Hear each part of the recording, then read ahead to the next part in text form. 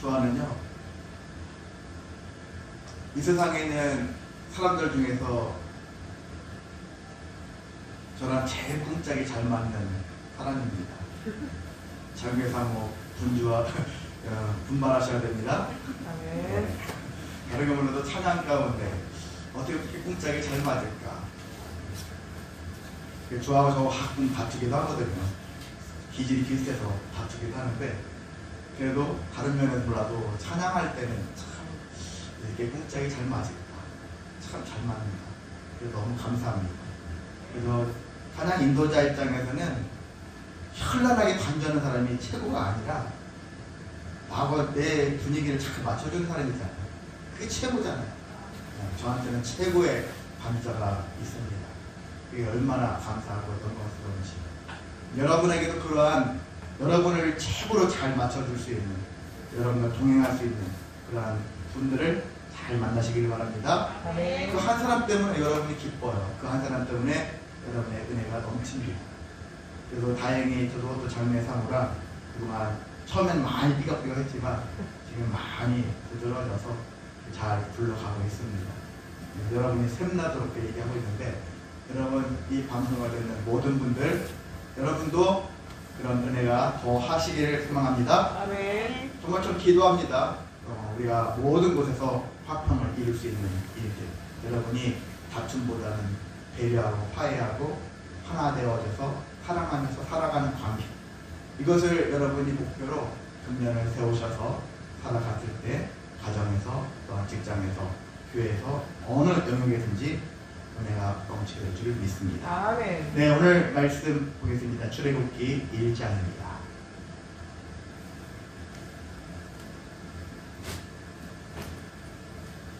네, 출애굽기 1장 1절부터 22절까지의 말씀인데요. 우리는 8절부터 13절까지의 말씀을 같이 공독하겠습니다. 8절부터 14절입니다. 14절까지 같이 공독합니다. 요셉을 알지 못하는 새 왕이 일어나 애굽을 다스리더니 그가 그 백성에게 이르되 이 백성 이스라엘 자손이 우리보다 많고 강하도다. 자, 우리가 그들에게 대하여 지혜롭게 하자. 두렵건대 그들이 더 많게 되면 전쟁이 일어날 때 우리 대적과 합하여 우리와 싸우고 이 땅에서 나갈까 하노라 하고 함독들을 그들 위에 세우고 그들에게 무거운 짐을 주어 괴롭게 하여 그들에게 바로를 위하여 북보성 기둥과 람셋을 건축하게 하니라.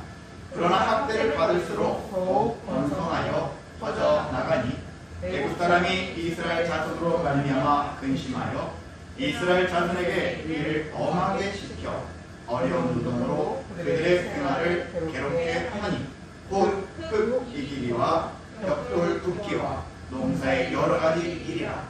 그 시키는 일이 모두 엄하였더라. 아멘. 네, 출애굽기를 영어한다면 엑소더스라고 얘기하죠. 애굽을 탈출한 이야기다라는 설명을 가지고 있는 책이고요. 네, 그렇습니다. 네, 창세기까지 봤었을 때 우리는 그 창세기에 보면은 이집트로 내려와서 고센 지역에서 살았을 때 요셉 4명의 가족을 포함해서 70명이라고 했잖아요. 70명이라고 했는데 그 이후에 시간이 흘러서 출애굽기로 넘어왔을 때는 430년이라는 시간이 흐른 뒤에 시간으로 설정할 수가 있습니다. 우리 어떤 연대기를 얘기한다면요, 70명의 가족들이 고센 지역에서 살았을 때 그때를 BC 한 1875년 정도로 보는 거예요. 예수님 오기 전 1875년 전의 사건이라는 얘기죠. 그런 다음에 나중에 출애굽기가 시작됐을 때는 1445년경에 되었을 것이다. 그래서 이 기간을 따지니까 430년이라는 시간이 나오는 거예요. 그 430년 동안 창세기에서 출애굽기에 우리는 다 이어져 있지만, 말씀은 이어졌지만, 시간은 430년이라는 그 공백기가 있었다는 얘기죠. 그 430년 동안 사람들이 많이 그동안 여러 세대를 거듭하면서 인구수가 증가하게 되었습니다. 출애굽기를 놓고 봤을 때 출애굽기는 무슨 의도로 쓰여졌을까 했었을 때는 출애굽기는 결과적으로 창세기 때 아브라함 때 하나님이 약속한 게 있잖아요. 하나님이 분명히 하나님께 약속한 게 있는데 그 약속대로 그 약속이 실제 현실에서 드러난 이루어지는 그러한 모습들을 보여주고 있다는 것입니다. 하나님의 약속이 그리고 이루어지는데 누구에게 이루어지느냐? 순종하는 자에게 이루어집니다. 순종하는 자에게. 모든 자에게 동일하게 일어나면 순종을 왜 합니까? 하나님 말씀대로 왜 삽니까? 말씀대로 살고 말씀대로 순종하는 자에게 약속의 성취가 있다는 것이거든요. 그래서 순종하는 자에게는 바로 하나님의 자손이 되어지는 특권이 생긴다는 거예요. 특혜라는 말보다는 특권이라고 하죠. 우리가 요한복음 1장 12절에는 뭐라고 되어 있어요? 영접하는 자, 그 이름을 믿는 자들에게는 하나님의 자녀가 되는 권세를 주셨습니다. 권세. 그러니까요, 하나님의 자손이 되어지는 권세, 특권, 다 마찬가지예요. 그거 주신다는 이야기입니다. 그래서 우리가 중요하잖아요. 하나님의 자녀가 되어지는 것이 중요하고, 그거에 따라 또 하나님의 일꾼이 되어지는 게 중요한데, 우리의 정체성은요, 모든 사람들은, 성도는 두 가지로 딱 정리를 해서 염두에 둬야 하는 것입니다. 하나님의 자녀, 하나님의 일꾼. 일꾼 중에서도 흔히 핫발이 일꾼이 아니라 청직이에요. 청직이. 일반 가게에서 본다면 누구를 얘기합니까? 매니저를 얘기하는 거예요. 전체를 다 총괄할 수 있는. 하나님 우리에게 그런 일꾼을 일감을 주셨고요. 그 맡아서 책임질 수 있는 권한을 주셨어요. 언제부터? 아담한테도 주셨잖아요. 네가 두루두루 네 자연을 다 다스리고 이름도 지어주고 해가면서 다스려라. 다스려 번성해라. 그렇게 하지 않습니까? 이런 권세를 우리에게 주셨잖아요. 근데 우리가 그 권세대로 살아야 한다는 것이거든요. 성도는 하나님의 자녀라는 권세를 받은 자이니까요. 그것에 대한 자부심이 있어야 되는 거예요. 아멘. 그 자부심. 근데 우리가 하나님의 자녀라는 이름을 가지고 세상에 나가면 그 비아냥거리는 사람 때문에 위축돼. 정말 위축돼서 그냥 하나님을 믿는 자라는 것을 하지 못하고 사람들 본 앞에서 기도도 못해요. 예수 믿는다고 욕도 먹고. 그러니까 그것이 싫어서 예수 믿는다라는 표현을 하지 못하는 소극적인 모습을 살아가는 것이 우리의 모습이거든요. 안타까운 현실이죠. 비록 그런 현상이 있다 할지라도 적어도 우리 마음에는 나는 예수 믿는 자이고 하나님의 자녀다. 이것만큼은 우리가 뿌듯함을 갖고 있어야 돼. 자부심을 갖고 있어야 돼. 아멘. 세상에 나가서 학교에서 1등 된 것도 자부심이 크잖아요. 주아가 1등 했어요. 이번에 99명 중에 1등 했다고 성적표가 나왔더라. 자부심이 참, 딸이 했는데 아빠가 괜히 자부심이 커지더라. 자, 그런데 죄송합니다. 다 자랑해서. 근데 아무튼요, 세상 가운데서도 잘 나가는 것에 대한 자부심이 있는데 하나님의 자녀가 된 것에 대한 자부심이 없다라는 건 한마디로 말이 안 되는 겁니다. 아멘. 다른 건 다 몰라도 세상에서 다 뺏겨도 나는 여전히 하나님의 자녀다. 이게 원초적 본능처럼 여러분은 자부심을 갖고 있고요. 하나님께 영광 돌릴 만한 분명한 은혜가 있습니다. 아멘. 그런 삶이 되시기를 소망하고요. 아멘. 뿐만 아니라 하나님의 자녀로서 일하는 거예요. 내가 하나님 일꾼이고 하나님 자녀고 이게 도대체 뭐냐? 그게 아니에요. 자녀로서 일하는 거예요. 아멘. 기업으로 친다면 회장님이 하나님이시고 우리가 그 밑에 속한 거예요. 그 아들로서 일하는 거예요. 자녀로서 일하는 거예요. 다른 자들이 우리 건들 수 있습니까? 솔직히 못 건드리잖아요. 저희 회장님의 아들이래. 그보다 직급이 높은 사람도 함부로 못합니다. 회장님의 아들이라는 사실을 아는 순간부터는 함부로 못하는 거예요. 마찬가지. 그래서 우리가 이 하나님의 자녀로서 청지기의 사명을 감당하자라는 마음을 우리가 가지고 있어야 되는 거예요. 어떤 일을 대할 때마다, 어떤 일을 행할 때마다 이런 마음을 가지고 세상에 나가야지. 우리가 세상에 빌빌거리면서 구걸하면서 어떻게 그냥 한 푼만 주십시오 하는 같은 모습으로 세상에 가지 말아야 한다는 사실입니다. 아멘. 하나님께서 그렇게 하지 말라고 가르쳐 주셨는데 우리는 자꾸 습관적으로 종의 모습으로 살려고 하는 거예요. 종의 습관이 있어요. 그 누가 밑바닥에 있어서 기독교에서 저도 어릴 적에 세상에 나가서 교만하지 말고 뭐 재물을 탐하지 말고 높은 거 교만하게 이렇게 하지 마는 것들을 받다 보니까 세상에서 자꾸 위축당하고 저도 모르게 그렇게 되어지더라고요. 제가 말씀을 잘못 적용한 거죠. 그 말씀의 시간은 잘못했다는 얘기 아니라 어린 나이에 받아내기에는 좀 어른이 되어서 받을 만한 말씀이 더 비중이 컸는데 어린 나이부터 너무 세상 욕심 버렸네, 세상 명예 버렸네 하니까 꿈도 없고 뭣도 없고 그렇게 살아가는 것 같이 제가 되어버렸거든요. 그래서 그런 마음 가지면 안 된다. 젊었을 때는 정말 꿈꾸는 자가 되어야 된다. 열정을 가지고 사명 감당하기 위해서 힘쓰는 자. 언제 합니까? 그때 해야지. 나이 먹고서 그때부터 하게 되어지면 한마디로 실핏줄 터져요. 힘든 일 당할 때마다 뇌경색, 뇌출혈, 심장, 심근경색 이런 거 생겨서 죽을 수가 있어요. 젊어서 하는 거지. 그런 열정은, 그런 뜨거움, 그런 비전은 젊어서 갖고 열심을 다해보는 거예요. 그 나이 먹어가면서 점점 하나님의 뜻이 어떤가를 발견하고 그 말씀에 순종할 수 있는 삶의 모습이 우리의 모습이 되어야 하는 것입니다. 아멘. 자, 그렇습니다. 우리가 이 인생이 이런 거예요.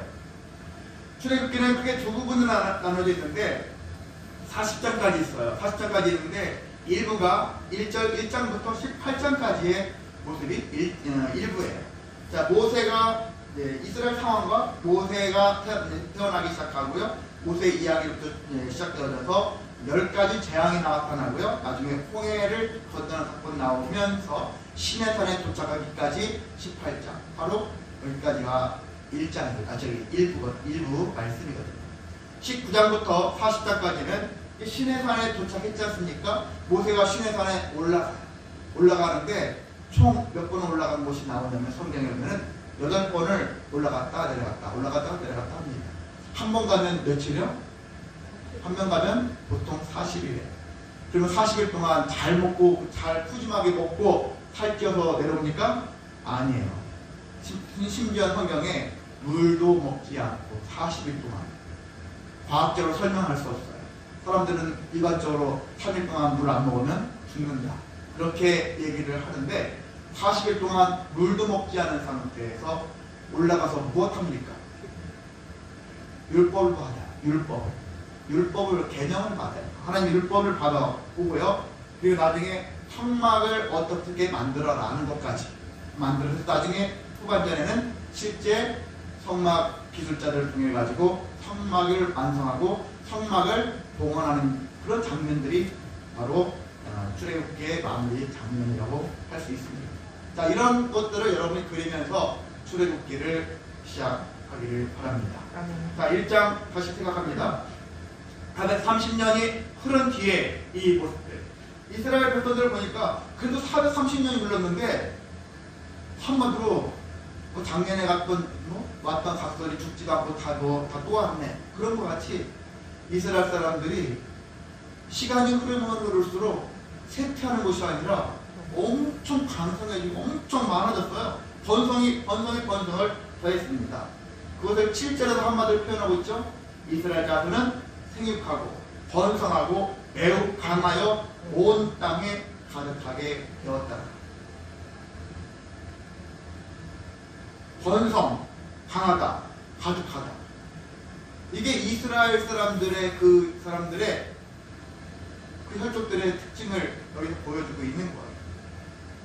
결과적으로 창세기 12장 2절에 하나님이 아브라함한테 내가 너를 큰 민족을 이루고 내게 복을 주어 내 이름을 창대하게 하겠다. 너는 복이 될지다. 이렇게 말씀하고 있는데 창대하게 큰 민족을 이룰 것이다. 이렇게 얘기를 하고 있는 것에 대한 결과물들이 이렇게 나와 있습니다. 430년 그러니까 이게 눈앞에 현실로 드러나기 시작했다는 것입니다. 생각해보세요. 어떤 한 가문이 수만 명의 한 가문들이 출발한 것도 아니고 한 집안의 야곱이라는 한 집안의 가문이 출발해가지고 수십만 명의 인구수를 형성한다는 건 쉬운 일이 아니에요. 그럼 진짜 복이 될 수 있는 상황입니다. 정말 은혜라고 할 수밖에 없어요. 흔히 어느 집안은 배가 끊기잖아요. 가다가 끊겨서 더 이상 성장하지 못하는 망한 집안들이 훨씬 많은데, 이 야곱의 집안, 야곱의 이 직계 계열들은 엄청 성장을 한 거예요. 엄청난 성장을 했습니다. 누구의 뜻대로? 하나님의 뜻대로. 누구의 약속대로? 하나님의 약속대로. 그렇게 되어진 사건입니다. 자, 약속이 성취되었습니다. 그런데 문제라는 것은 항상 하나님의 약속의 땅은 어디라고요? 가나안 땅. 가나안 땅을 흔히 무슨 땅이라고 하죠? 젖과 물이 흐르는 땅이다. 가나안 복지. 이렇게 되게 하잖아요. 근데 우리가 젖과 꿀이 흐르는 가나안 땅, 지금의 이스라엘 땅, 그 땅을 얘기하고 있는데, 그렇습니다. 그 땅을 볼 때 그 땅에 살아야 되는 것이 약속의 성취가 완성되어지는 거잖아요. 그러니까 큰 민족을 이룬 것까지는 약속이 성취되어 갔어요. 그런데 어떤 땅? 그 땅, 약속의 땅에 정착하는 것은 아직 성취가 안 된 거예요. 이 출애굽기를 통해서 하나님은 약속의 성취를 완벽하게 이루시기 위해서 그 땅으로 불러내기 시작한다는 것입니다. 그것을 여러분이 인식하면서, 그래, 하나님 끝내 어떻게 했더라도 시간에 상관이 없어요. 규모에 상관도 없어요. 어떻게 보면 물론 여기 약속하신 거니까 큰 민족을 이루어야 되는, 약속하신 것을 이루셔야 되니까 중요한 것은 하나님의 약속이 더 중요한 거예요. 그 약속에 따라서 바로 오랜 시간이 지났을지라도 하나님께서는 반드시 이루어내신다는 것을 우리에게 말씀하고 있습니다. 근데 요셉은 왜 그러면 이들이 430년 동안 애굽에서 생활했었을까? 왜 하나님 그 땅에서 그냥 가나안 땅에서 잘 민족을 이루게 하지, 왜 애굽에 가서 이렇게 큰 민족을 이루게 하셨을까? 다양한 생각들을 할 수 있습니다. 첫 번째는, 야, 요셉은 총리로서, 그리고 가나안 땅에 기근이 있었잖아요. 그럼 다 굶어 죽을 수밖에 없는 환경이었어요. 그러면 이 목숨을 부지해서 더 강한 큰 민족을 이루려면은 목숨을 잃지 않는 그런 방법을 택해야 되는데, 그게 애굽 땅이었고, 하나님께서는 미리 요셉을 보내셔서 총리로 만들어셔서 강력한 권력자로서 그 가족들을 먹여 살릴 수 있는 힘을 갖게 해서 다 살겠다는 얘기죠. 다치지 않겠다는 얘기죠. 죽지 않게 했다라는 것입니다. 그래서 이 애굽이라는 것은 최종 목적지가 아니에요. 정착지가 아니에요. 나그네, 하나의 장소예요. 이들에게 본향은 가나안 땅이었어요. 애굽은 통로예요. 임시처구라고 볼 수 있는 것이죠. 430년이나 시간이 걸렸지만 여전히 우리는 여기는 임시처구다. 그리고 아브라함, 이삭한테도 애굽에 가지 말기를 하나님이 원하셨지만 야곱은 가는 것을 허락하셨지 않습니까? 하나님은 이랬다 저랬다 하시는 분이네? 그렇게 볼 수 있으나 그렇지 않아요. 어떻게 보면 소수였기 때문에 오히려 약속의 땅이라는 것들을 주시시키기 위한 그런 생각을 가지고서 이 일을 행하셨다는 것입니다. 소수였기 때문에. 가나안 땅은 하나님의 약속의 땅이라는 것을 주지시키기 위해서는 소수라는 것들이 오히려 역으로 작용할 수 있는 힘을 줄 수도 있다라는 것입니다. 그래서 그렇지 않다면 만약에 사람들은 가나안 땅에 다시 돌아갈 마음이 없었어요. 그냥 여기 애굽 땅에서 계속 머물렀을지도 몰라요. 근데 큰 민족을 이루면서 다시 갈 수 있는 기회를 갖게 하기 위해서 애굽 땅이라는 곳을 살게 했다는 것입니다. 그런데 문제라는 것은 애굽 생활의 가장 큰 약점은 어떤 거였냐면은 자유인으로 살지 못했다는 거예요. 자유인이 아니라 종살이였다는 거예요. 종살이. 세상에 노출되어서 세상에 끌려다니는 그들의 노예 삶이었다는 얘기죠. 오늘날 우리의 삶과 생활과 똑같다는 거예요. 많은 사람들이 하나님을 안 믿는 자의 삶은 어떤 삶이냐면 마귀의 권세 아래에 놓여 있어서 그들 앞에 종살이하는 거거든요. 그런데 우리가 영적으로 예수님을 통해서 구원받는 이야기는 그 종살이에서 빼내오는 거예요. 너희는 정말 종이 아니야. 이제 하나님의 자녀다. 그리고 너희들은 이제 청지기야. 그들에게 끌려다니는 존재가 아니라 그들을 다스릴 수 있는 힘을 가진 자들이야. 이것을 일깨워주는 일들이거든. 구약과 신약이 일맥상통할 수 있는 이 출애굽 사건이 바로 구원의 사건과 일치할 수 있는 사건이라고 볼 수 있는 것입니다. 근데 그게 약점이 바로 그렇다는 거예요. 왜 종살이를 하게 했었을까? 근데 거기서 떵떵거리고 살았으면은 이들이 굳이 나갈 수 있겠습니까? 나가려고 하겠습니까? 모세가 아무리 갑시다, 여기는 우리 땅이 아니에요, 나가야 돼요, 가려면 너 나가, 이렇게 하겠지. 가려고 하겠습니까? 여기가 좋사오니, 여기 좋은데 재산도 있고 엄청나게 많은 권력도 있고 많은 누림이 있는데, 먹을 것도 풍성한데 우리가 왜 가야 되는데? 그런데 종살이 한다는 것이, 게다가 종살이뿐만 아니라 종살이도 편하면은 또 녹아져서 살아요. 근데 종살이가 고요스러워, 괴롭게 되어지는 일들이 발생했어요. 왜 그랬습니까? 바로 요셉을 알지 못하는 새 왕이 일어났다. 그 얘기는 그 전까지는 이집트가 힉소스 왕조였거든요. 요셉 때는 힉소스 왕조라는 얘기는 여기 역사학자들이 얘기하는 거예요. 요셉, 야곱 얘네들도 민족으로 보면은 셈족에 속해요. 셈족 있잖아요. 셈족인데 힉소스 왕조도 셈족 계열이었다는 거예요. 당시에 왕조. 그러니까 요셉을 총리를 세우는 데 있어서 큰 부담이 없는 거예요. 큰 틀에서는 같은 민족이야, 이런 개념으로 지켜보는 거예요. 안 그랬으면 어떻게 깜빵에 갇혀있던 애를 해몽을 좀 잘했다는 이유로 갑자기 총리를 세우고 그렇게 하겠습니까? 이게 뭔가 그래도 계열이 비슷하니까 세울 수 있었다는 얘기예요. 그랬는데 여기에 힉소스 왕조가 물러나고 무너지고, 그 다음에 정통 이집트 사람들만으로 구성되어져 있는 정통 왕조가 되어지면서, 야, 한마디로 민족주의적인 거 있잖아요. 민족주의 성향이 강해서, 야, 우리 순수한 민족들이 아니라면 다른 것들은 우리에게 헛개비들이야, 우리의 종이야 하면서 이런 반민족주의에게 그런 민족주의적인 것들을 내세우면서 여기 히브리인들에 대한 반히브리 정책을 펼쳤어요. 참고로 있잖아요, 우리가 얘기할 때 이스라엘이라는 얘기도 나오고 있고요, 그리고 히브리인이라는 말도 나와 있어요. 이 1장에 이스라엘은 누구고 히브리인은 뭐냐? 이스라엘과 히브리인은 서로 같기도 하고요, 틀린 면도 있어요. 이스라엘 족속이라는 이스라엘 민족, 이스라엘 백성 할 때는 약간 혈족적인 측면이 강해요. 혈통적인 공동체를 얘기해요. 그냥 저 집안, 김씨는 김씨 집안, 그 집안, 피가 섞여 있는 그 집안들 얘기를 할 때 이스라엘 백성들 얘기할 수 있고요. 히브리인들이라는 얘기는 여러 가지가 잡다한 것들이 다 섞여 있어요.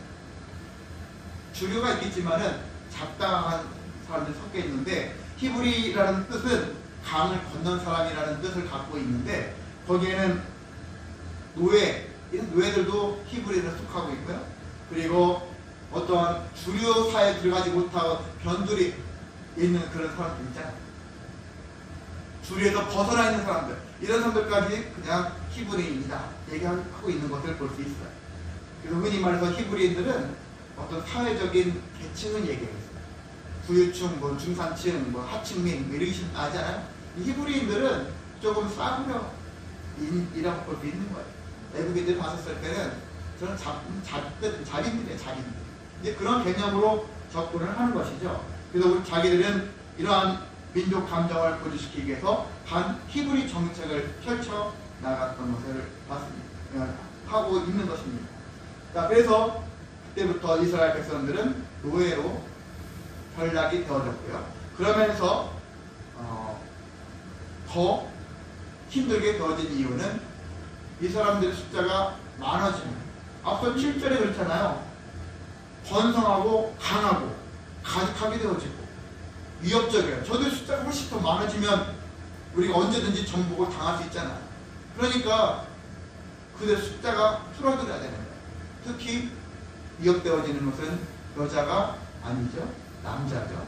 그 남자는 죽여요. 남자는 큰 일할 때 써야 되겠지만은 나중에 위협이 될 수도 있으니까. 여자들은 일꾼으로 부려먹기가 딱 좋아. 그 여자들은 살리고 남자들은 좀 죽여야 된다. 숫자를 줄여야 된다. 이런 마음을 가지게 되어져서 결과적으로 이들을 힘들게 한 거예요. 처음부터는 좀 뭐 일을 시킬 때 교육을 엄청 힘들게 시켰죠. 그리고 심지어는 게 자녀를 낳으면 아들을 죽게 하게 만들었던 것이죠.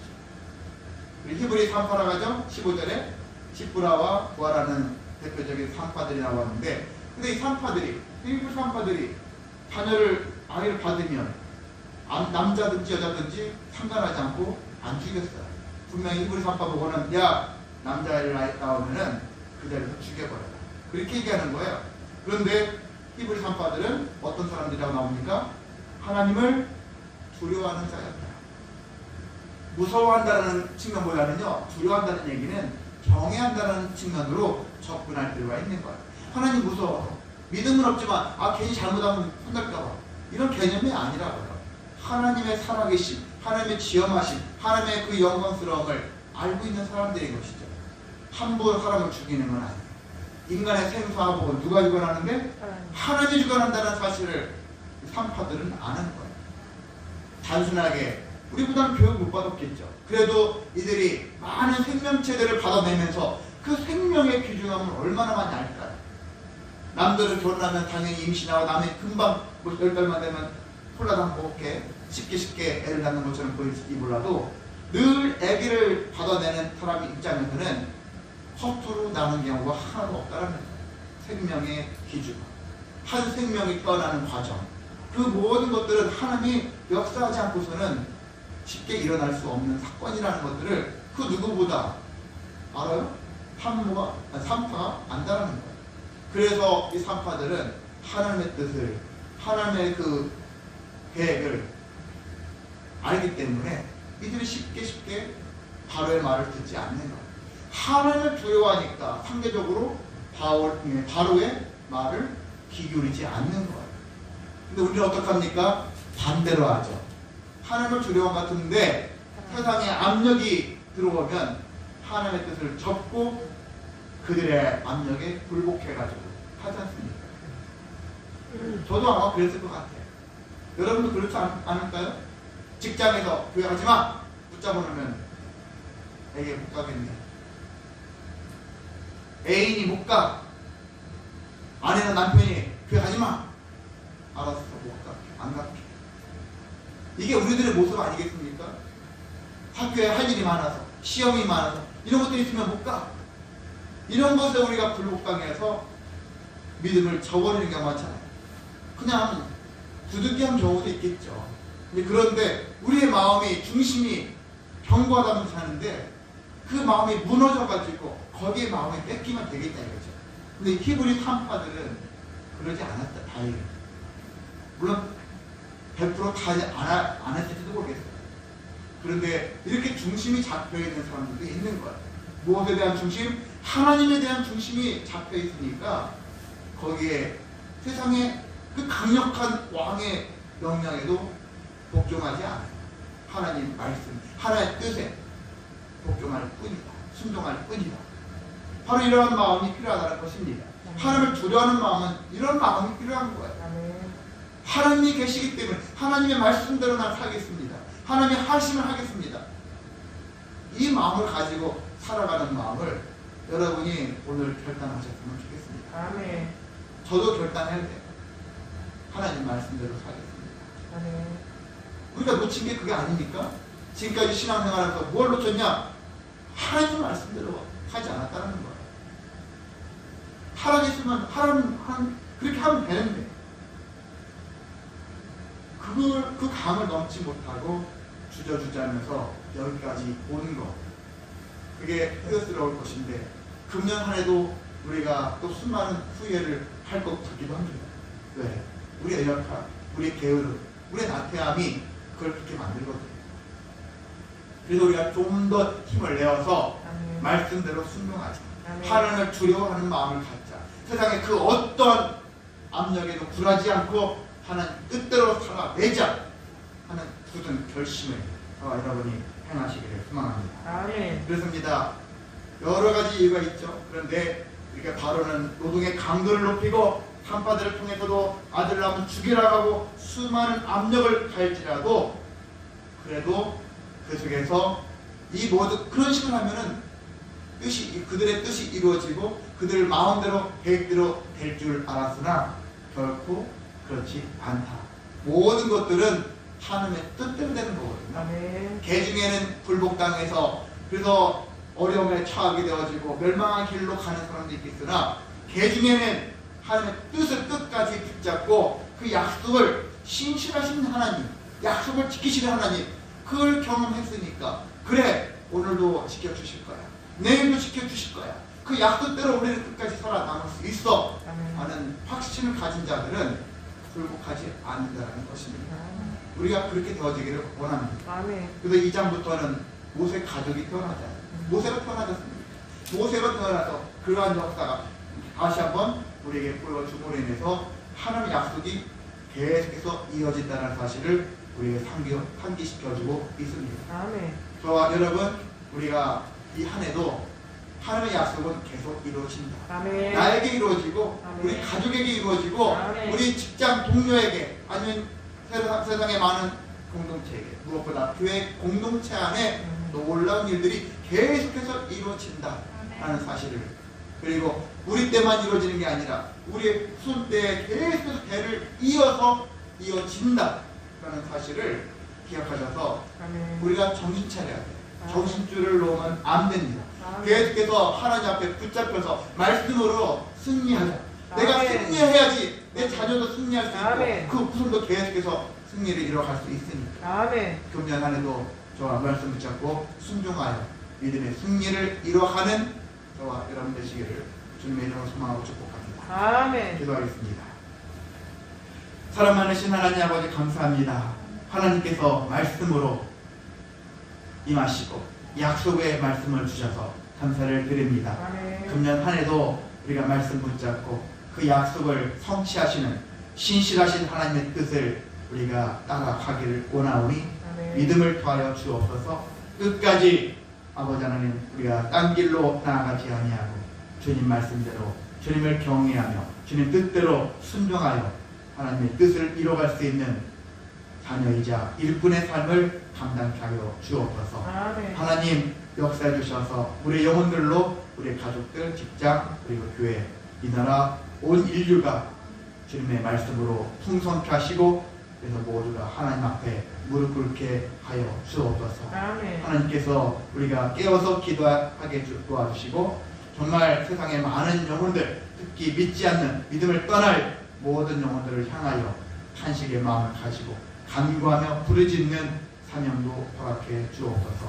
이 한 주간도 지켜주시고 끝까지 말씀으로 무장되어 승리하게 해주시기를 간절히 원하오며 예수님의 이름으로 기도합니다.